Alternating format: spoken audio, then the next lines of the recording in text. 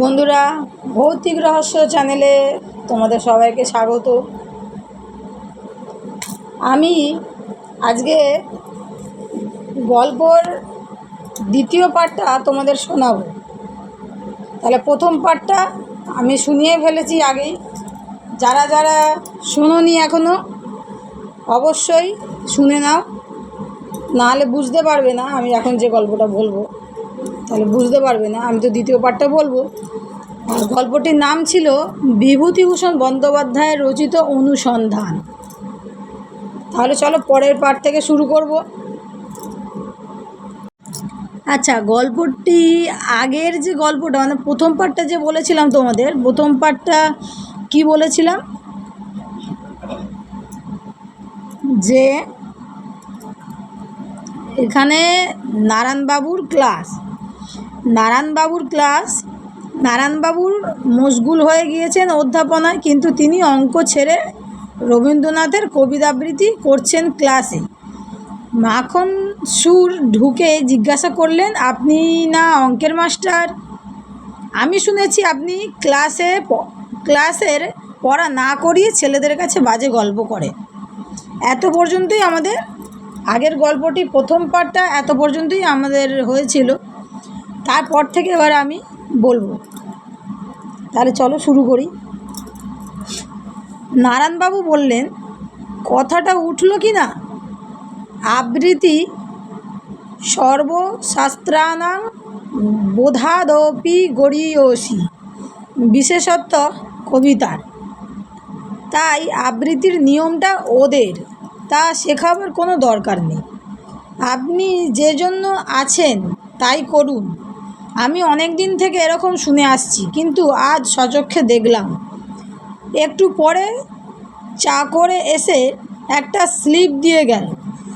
নারায়ণবাবু তলব হয়েছে হেডমাস্টারের ঘরে। নারায়ণবাবু পায়ে পায়ে সেখানে গিয়ে দেখেন হেডমাস্টার অপ্রসন্ন ও বিরক্ত মুখে বসে। বললেন, আপনি কোনো কাজ করেন না ক্লাসে। ছেলেদের যা পড়ান তা সিলেবাসের বাইরে। সেকেন্ডে ক্লাসে অ্যালজেব্রা কত দূর করিয়েছেন দেখি এবছর? মোটে সিম্পল ইকুয়েশন ধরাচ্ছেন। তাহলে কবে কোর্স শেষ করবেন আপনি? আপনাকে নিয়ে বড় মুশকিল হলো দেখছি। আপনার পুরনো রোগ গেল না, সেই বাজে গল্প করা। নারায়ণবাবু বললেন, আমি বাজে গল্প করিনি। ছেলেদের উদার দৃষ্টি যাতে খোলে তার চেষ্টা করি। টেক্সট বইয়ের যে একটা জগৎ আছে তার সঙ্গে পরিচয় করিয়ে দিতে আপনাকে রাখা হয়নি এখানে। আপনাকে আর কত শেখাবো বলুন? যদুবাবু, ক্ষেত্রবাবু ও রাখালবাবু নারায়ণবাবুকে জিজ্ঞাসা করলেন,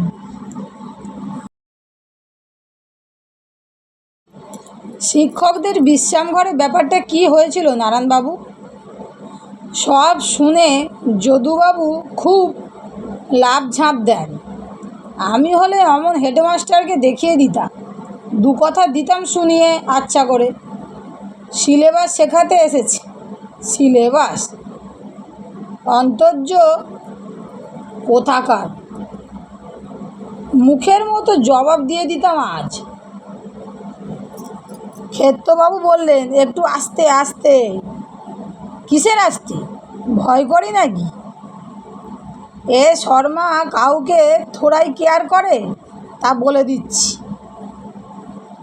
স্কুলের চাপরাশি এসে ডাকলে হেডমাস্টারবাবু যদুবাবুকে ডেকেছেন। যদুবাবু হঠাৎ বাতাস বের হওয়া বেলুনের মতো চুপসে গেলেন। হেডমাস্টারের ঘরে জড়িত পদে ঢুকে বললেন, আমাকে ডেকেছেন? হ্যাঁ, আপনি শনিবার 4th ক্লাসের উইকলি পরীক্ষার নম্বর এখনও কেন দেননি? আগে না যদুবাবু, আজ 9 দিন হয়ে গেল। কাজে আপনার বড় গাফিলতি হচ্ছে। গতবার এমনি করেছিলেন আপনি, এরকম আর কখনো করবেন না আশা করি। ওতে ছেলেদের অসুবিধে হয়, বুঝলেন? আগে হ্যাঁ, নিশ্চয়ই। আমার শরীরটা একটু খারাপ ছিল বলেই, নইলে এতদিন। আচ্ছা, এখন আসুন তবে। শিক্ষকদের বিশ্রাম ঘরে ফিরে আসতেই অন্য সব মাস্টার আগ্রহে জিজ্ঞেস করেন, কর্তা কী জন্যে ডেকেছিলেন? হ্যাঁ? যদুবাবু হাত পা নেড়ে বললেন, দিয়ে এলুম শুনিয়ে দু কথা। আমায় বলে কি না 4th ক্লাসের খাতা ফেরত দিতে এত দেরি হলো কেন? আমি মুখের ওপর বলে এলাম, মশাই, 40 টাকা মাইনেতে তো চলে না, আমাদের টিউশনি করে খেতে হয়। সময় পাই কখন যে খাতা সকাল সকাল দেখে দেব? দিলাম শুনিয়ে। বললেন ওই কথা? বলবো না? এ শর্মা থোড়াই কেয়ার করে। He must be told some home tooth. পাশের বাড়িতে রেডিওতে গান হয়। ও যেন একটি অন্য জগৎ, রসের জগৎ, যে জগতের সঙ্গে শিক্ষকদের কোনো পরিচয় নেই। শিক্ষকেরা কান পেতে শোনেন। বেরিয়ে এসে সবাই একটা চায়ের দোকানে বসেন, ভাঙা পেয়ালায় চা খান। নারায়ণবাবুর অপমানে সবাই দুঃখিত। রাখালবাবু বলেন, যেদিন এদেশে শিক্ষকতার কাজ সম্মানিত বলে বিবেচিত হবে, সেদিন বুঝতে হবে জাতি হিসেবে আমরা জেগেছি।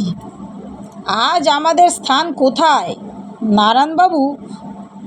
নারায়ণবাবুর ব্যবহারেই বুঝে নেওয়া যাবে। রাখালবাবু নারায়ণবাবুকে নিজের বাড়ি নিয়ে যান। বড় শ্রদ্ধা করেন তিনি তার এই সরল, অকপট, উদার দৃষ্টিসম্পন্ন সহকর্মীটিকে। রাখালবাবু বিদেশি শিক্ষক, এখানে তার বাসাতে তার স্ত্রী, 3টি ছেলে মেয়ে ও ভাইঝি নিভা থাকে। নিভার বয়স বছর 8-9। ফ্রক পরা ফুটফুটে মেয়েটি। নারায়ণবাবু তাকে কাছে ডেকে আদর করেন। নারায়ণবাবুর মেয়ে অমলার শ্বশুরবাড়ি। অমলার শাশুড়ি তার ওপর অত্যন্ত কুব্যবহার করে। ছেলে সুকুমারের সঙ্গে অমলার দেখা সাক্ষাৎ বন্ধ। অমলা সেজেগুজে জানালায় বসে আছে। আজ স্বামী কলকাতা থেকে আসবে অনেক দিন পরে। শাশুড়ি এসে বললেন, বলি, হ্যাঁ গা বৌমা, বিকেলে ঝাঁট নেই কেন, কাঠ নেই কেন, দোরে জল দেয়া নেই, অমন পটের বিবি সেজে জানালায় বসে আছো কেন? সেগুড়ে বালি, শুকু আজ আসবে না, চিঠি লিখেছে, তুমি উঠে গিয়ে ছাদ কাপড়গুলো নিয়ে এসো, আর এবেলার ভাত চড়িয়ে দাও গে। অমলা সলজ্জ মুখে উঠে গেল রান্নাঘরে। তার মন ভেঙে গিয়েছে। স্বামী সে কথা তো গতবার বলে যাননি। শাশুড়ি মিথ্যে কথা বলেছিলেন। সন্ধ্যার ট্রেনে সুকুমার এলো অমলার জন্যে শাড়ি নিয়ে। নিজে আহ্লাদ করে দেখাতে গেল। মা কাপড়খানা ছিনিয়ে নেন ছেলের হাত থেকে, বলেন, এ আমার পাঁচির সাধের সময় তাকে দেব, বউয়ের জন্য আর রোজ রোজ কাপড় আনতে হবে না। যে গুণধর বউ, সংসারে কুটোটুকু দুখানা করে উপকার নেই। সারা বিকেল সেজেগুজে ঠায় বসে রইল জানালায়, বলে কোনো কাজ করতে পারবো না। যেমন হেজল দাগভা তেমনি বদমাইশ। হবে না, ছোট ঘরের মেয়ে যে, ওর বাবার নাম পাগলা মাস্টার। অমলা আড়াল থেকে স্বামীকে দেখবার জন্যে এসে দাঁড়িয়েছিল।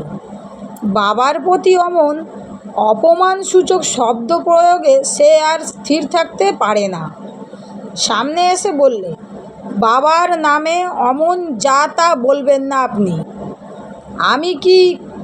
আমি কি করেছি না করেছি আপনাদের তা জানি নে, কিন্তু আমার বাবা যে কারোর কোনো অনিষ্ট করেননি বা করতে পারে না এটা আমি ভালো করেই জানি।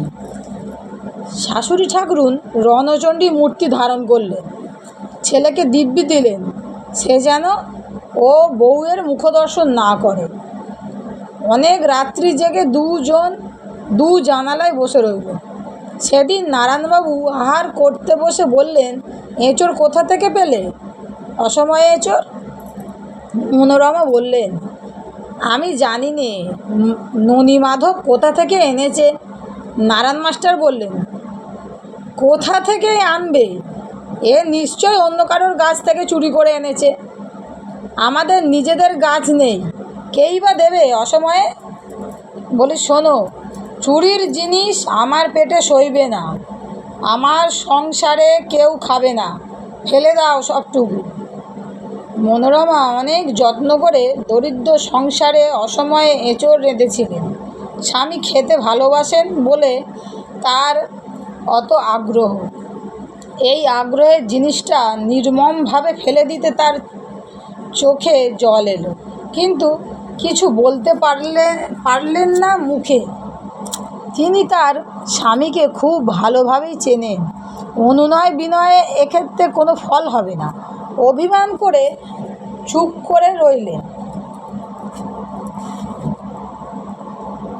মনোরমাকে বুঝিয়ে বললেন নারায়ণ মাস্টার, দেখো, ছেলেকে শুধু উপদেশ দিলে কাজ হবে না।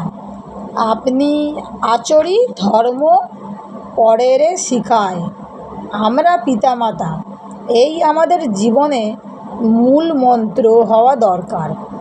মুখে বলি অথচ চুরির এঁচোড় রেঁধে খাই, এতে ছেলেপিলে ভালো উপদেশ কখনো নেবে না।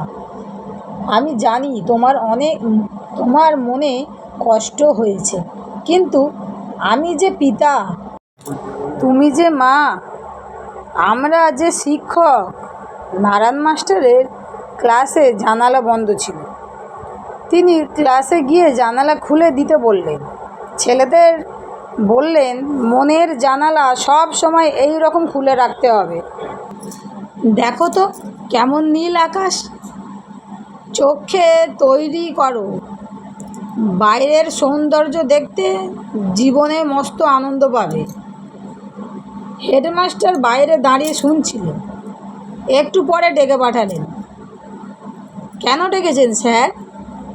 এদিকে আসুন, বসুন দয়া করে। নারায়ণ মাস্টার বসেন। হেডমাস্টার বললেন, আপনাকে কথাটা বলি, আপনার অঙ্কের ফল অত্যন্ত খারাপ। এবার কাল পরীক্ষার নম্বর আনিয়েছি ইউনিভার্সিটি থেকে, 6টা ফেল অঙ্কে। আপনি এদিকে দেখি ক্লাসে বসে আর্টের চর্চা করেন, সেজন্য কি আপনাকে রাখা হয়েছে স্কুলে? কতবার না আপনাকে এ কথা আমি বলেছি। বড় দুঃখের বিষয় নারায়ণবাবু চুপ করে থাকে। সাহস করে কিছু বলতে পারলেন না। রাখালবাবু টিচার রুমে বসে কথা শুনে বললেন, ও আর ওর সাবজেক্টে যে 11টা ফেল, তার বুঝি কোনো কৈফিয়ত নেই? গরিবের ওপর যত জুলুম। বেশ, বাজারে এসে সেই দোকানে মাস্টারেরা ভাঙা পেয়ালায় চা খান। সেখানে রাখালবাবু কথাটা তোলেন। স্কুল কমিটির অবিচার সম্বন্ধে কথাবার্তা হয়। একজন মাস্টার যদুবাবু বললেন, শুধু টিউশনি করি সকাল থেকে 5টা, তাতেও কি সংসার সুচারুরূপে চলে? একটি মেয়ে ঘাড়ে। দেশের তরুণদের যারা গড়ে তুলবেন, গোটা জাতিটাকেই তো তারা গড়ে তুলছেন। তাদের দিকে কে তাকায়? ভগ্ন মনে যে যার বাড়ি যান। সন্ধ্যা হয়ে আসে। যদুবাবু বললেন, তোমরা যাও, আমি আবার গুণী মল্লিকের বাড়ি প্রাইভেট পড়াতে যাব। খেলেন না কিছু? বাড়ি যাবেন না? বাড়ি গেলে সময় পাবো কখন? ওই কোনো দিন রাস্তায় খেতে খেতেই পথ চলি, 2-1 পয়সার বিস্কুট কি মুড়ি। কোনো দিন তারও সময় হয় না। আমাদের আবার খাওয়া। তুমিও যেমন ভায়া। স্কুলে প্রাইজ বিতরণ উপলক্ষে সভায় নারায়ণ মাস্টারের ছাত্র ইন্দুভূষণ চমৎকার আবৃত্তি করলেন। জেলা ম্যাজিস্ট্রেট তাকে ডেকে জিজ্ঞেস করলেন, এমন আবৃত্তি শিখিয়েছে কে? নারায়ণ মাস্টার মশাই। জেলা ম্যাজিস্ট্রেটের নাম মিহ কানওয়ার, পাঞ্জাবি, ক্যামব্রিজের গ্র্যাজুয়েট। নারায়ণ মাস্টারের সঙ্গে কথা বলতে বলতে ওর বাড়ি আসেন। পথে মাখন সুর কী একটা কথা বলতে গেলেন। খোসামুদের ভাবে হাত জোর করে, স্যার, আমাদের অয়েল মিলের লাইসেন্সটার বিষয়ে একবার। মি কানওয়ার বিরক্তির সুরে বললেন, আভি নেই, not now, come and see me in my office. মি কানওয়ারকে নারায়ণ মাস্টার পল্লী প্রকৃতির সৌন্দর্য বোঝান। জ্যোৎস্না রাত্রি।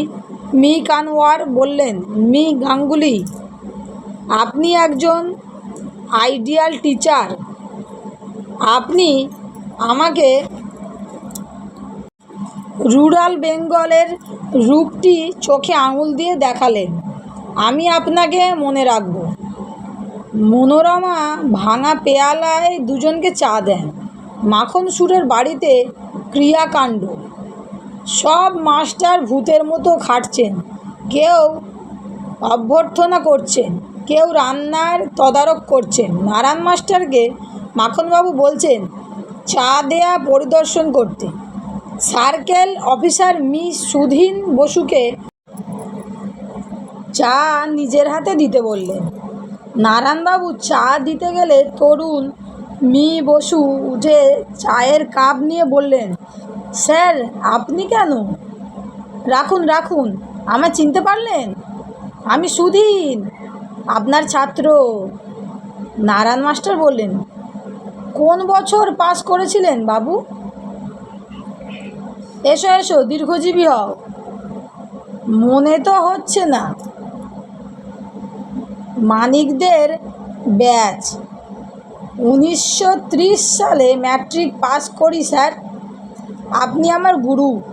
বেশ বেশ, বেঁচে থাকো বাবা। আজকাল তুমি কি আমাদের সার্কেল অফিসার? আগে হ্যাঁ স্যার। আমাদের বাগদিপাড়ায় একটা টিউবওয়েল করে দিতে পারবে বাবা? খালের নোংরা জল খেয়ে সব কলেরায় মরছে। আমার 2টি ছাত্র মারা গিয়েছে। ওরা গরিব, তোমাদের সামনে অভাব অভিযোগ জানাতে পারে না। এই কাজটি তোমার গুরুদক্ষিণা হবে বাবা। যখন গুরু বলে ডাকলে তখন বলি। ছেলেটি খাতা বের করে বললে, গ্রামের নাম আর পাড়াটা বলুন স্যার। টুকেনি। আজকাল ভালো কাজ করব বললেও করা যায় না। আপনি পণ্ডিত লোক, আপনাকে কি বোঝাবো? বিদেশি শাসন চলছে শোষণের জন্য, প্রজার মঙ্গলের জন্য নয়।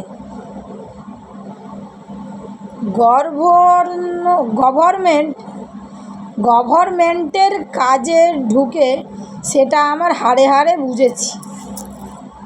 আচ্ছা স্যার, প্রণাম। পায়ের ধুলো দিন আর একবার। ছেলেটি বিদায় নিতে উদ্যত হলে মাখন সুর হাত কচলাতে কচলাতে তার পেছন পেছন খানিক দূর গেলেন। আরও খানিকক্ষণ খেটে বেলা গেল। নারায়ণ মাস্টার অভুক্ত অবস্থায় বাড়ি চলে গেলেন। কেউ জিজ্ঞেসও করলেন না তিনি খেয়েছেন কি না। মাখন সুর যাবার আগে কেবল বললেন, নারায়ণবাবু, কাল একটু সকাল সকাল আসবেন। ভালো চণ্ডীর গানের আসর হবে, থানার বড় দারোগাবাবু আসবেন, খবর দিয়েছেন। 6 বছর পরে রাখালবাবুর বাড়ি, তার স্ত্রী কলেরা। নারায়ণ মাস্টার ছাত্রদল নিয়ে সেবা করছেন। ছেলেদের মধ্যে ইন্দুভূষণ পরিচালক। সবাই ব্যস্ত, কেউ জল গরম করছে, কেউ ডাক্তারবাবুর হাতে সাবান দিয়ে জল ঢেলে দিচ্ছে। রাখাল মাস্টার মেয়ে প্রীতি ইন্দুভূষণকে সাহায্য করে।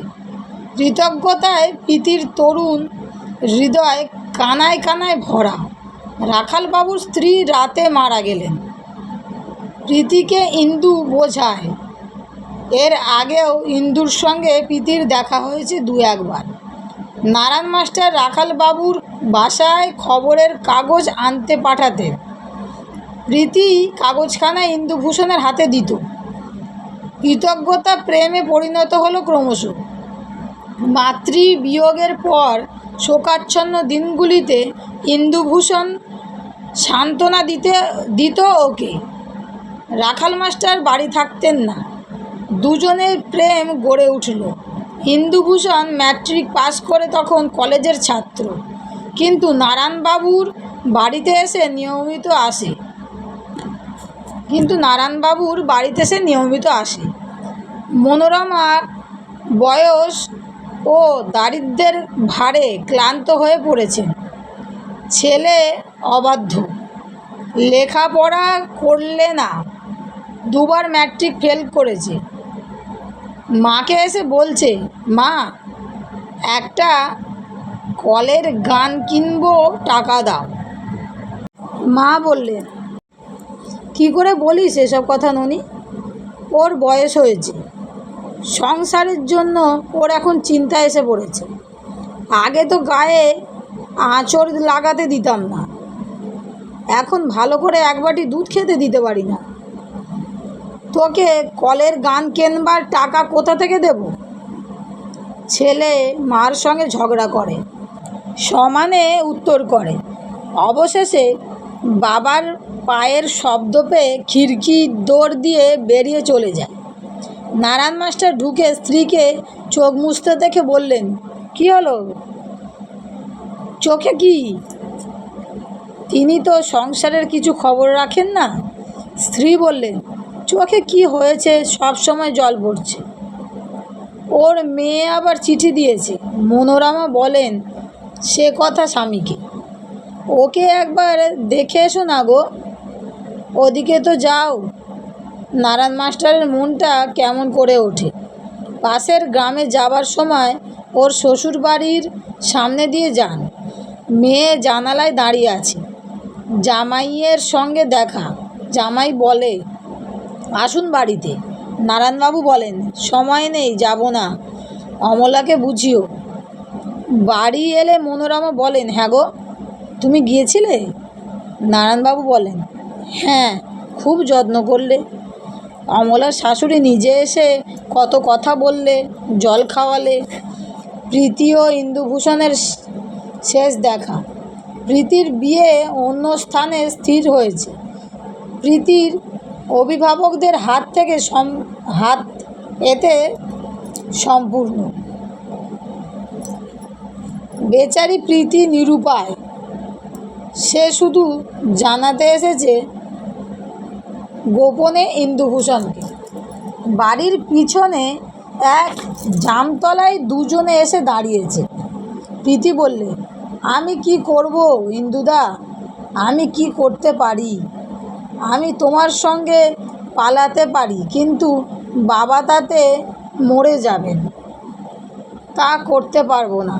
প্রীতির বিবাহের পরদিনই সকালে উঠে মনোরমা দেখলেন ছেলে ননীমাধব ঘরের দোর খুলে রেখে মায়ের বাক্স ভেঙে 300 টাকা ও বাবার সাবেক আমলের ঘড়িটা নিয়ে কোথায় পালিয়ে গেছে। একখানা চিঠি খুঁজে পাওয়া গেল। তাতে সে লিখেছে, বৃহত্তর জগতের আহ্বানে আজ সে বাড়ি ছেড়ে চলল। বাবা মা যেন কিছু মনে না করেন। নারায়ণ মাস্টার স্ত্রীকে বোঝান। মনোরমা বললেন, হ্যাঁ গো, তুমি যাও, ওকে এনে দাও। যাব, ভেবো না। হ্যাঁ গো, সে কোথায় গেল? ভেবো না, তাকে এনে দেব। হ্যাঁ, এনে দেব। এমন একদিনে নারায়ণবাবু চাকরি গেল। এর মস্ত কারণ একজন দেশ সেবকের মৃত্যুতে নারায়ণবাবু ছেলেদের নিয়ে গাছতলায় দাঁড়িয়ে সভা করছিলেন। ছেলেদের বিদায় অভিনন্দন হলো গাছতলাতে। নারায়ণবাবু গ্রহণ করলেন। হেডমাস্টার ও মাখনসুর স্কুল গিয়ে উক্ত অভিনন্দনের অনুষ্ঠান করতে দিতে রাজি হলেন না। বিদায়ের সময় নারায়ণবাবু মর্মস্পর্শী বাণীতে সকলের চোখ অশ্রুসিক্ত হয়ে উঠল। নারায়ণবাবু অভিনন্দন পত্র হাতে হেঁটে আসছেন।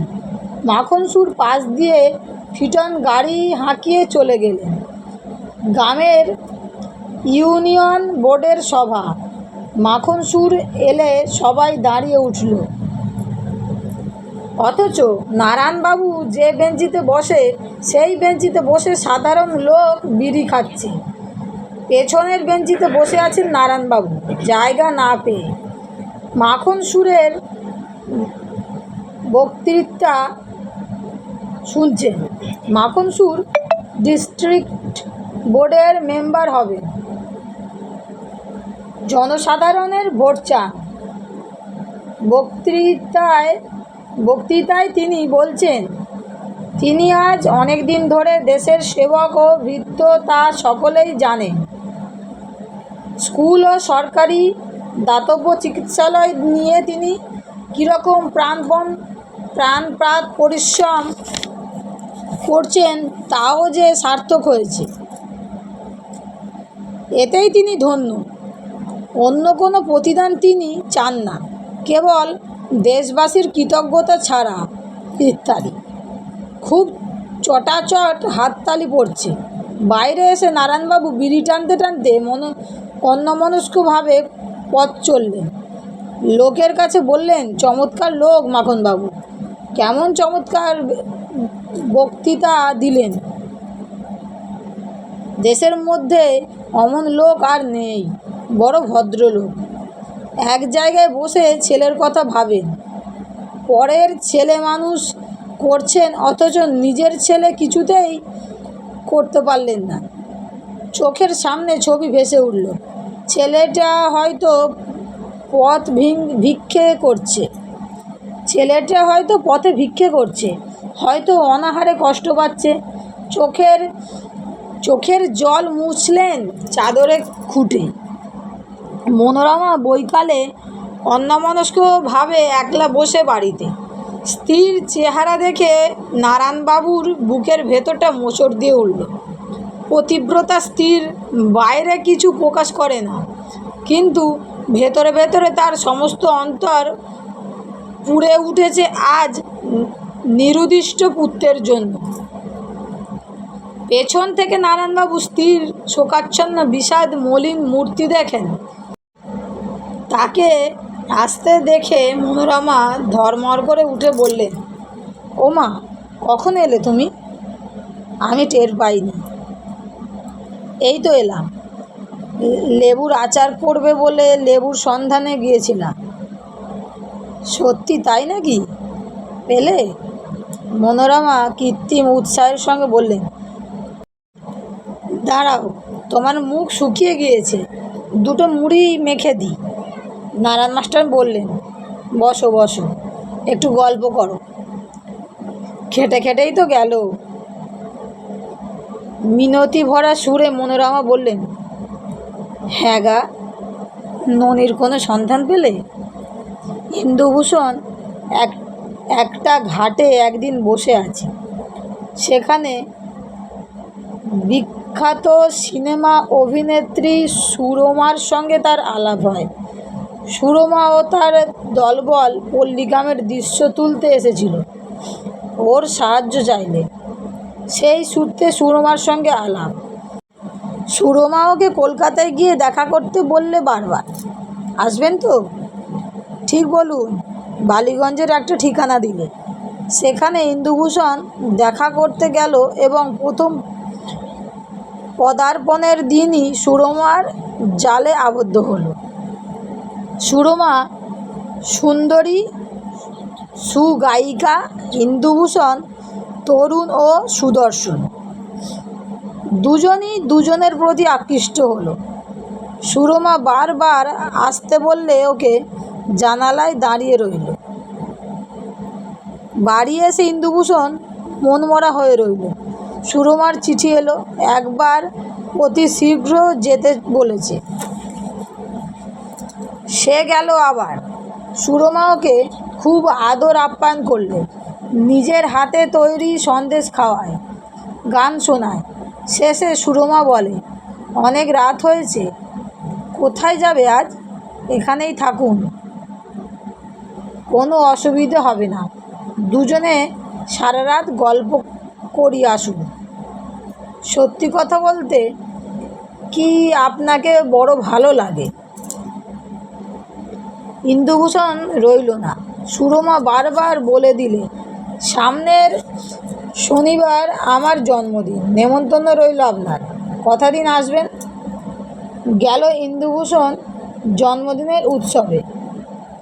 গান, আহার বিহার, আরও কয়েকটি অভিনেত্রী নিমন্ত্রিতা। তারা ওদের দুজনের গলায় মালা পরিয়ে দিয়ে অভিনন্দন জানায়। সেদিন সুরমা ইন্দুভূষণকে বাড়ি যেতে দেয় না। ছাদে বসে দুজনে গল্প করে।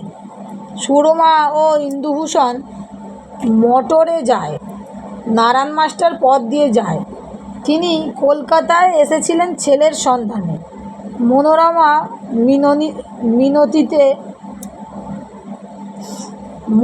মিনতিতে সারাদিন রাস্তায় ঘুরছেন সন্ধান করে, কোথাও সন্ধান পাননি। সামান্য পয়সা হাতে, পেট ভরে জলখাবারও খেতে পারেননি। ভবানীপুরে বকুলবাগান রোডের মোড়ে গাড়িখানা হঠাৎ বেগে সামনে এসে দাঁড়ালো। নারায়ণ মাস্টার থমকে দাঁড়ালেন। কাদা জল জমেছিল রাস্তায় এক জায়গায়, ছিটকে তার গায়ে লাগলো। নারায়ণবাবু চেয়ে দেখলেন ইন্দুভূষণ ও একটি সুবেশা তরুণী গাড়িতে বসে। পাশের একটি লোক বলে উঠল, রগড় দেখলেন মশাই? চিনেছেন তো? নারায়ণ মাস্টার পাড়াগাঁয়ের মানুষ, তিনি কি করে চিনলেন না? সুরমা দেবী। সুরমা দেবী? সে কে? কোথায় বাড়ি আপনার? সুরমা দেবী বিখ্যাত চিত্র তারকা, নামও শোনেননি? এ আপনার কাপড়খানা একেবারে নষ্ট করে দিয়েছে যে। নারায়ণবাবু চিনতে পারলেন। সরল মানুষ, জিনিসটা ঠিক বুঝতে পারলেন না। অবাক হয়ে বললেন, একজন চিত্র অভিনেত্রীর সঙ্গে ইন্দুভূষণ কী করছে? ও কি কোনো ফিল্ম কোম্পানিতে কাজ নিল নাকি?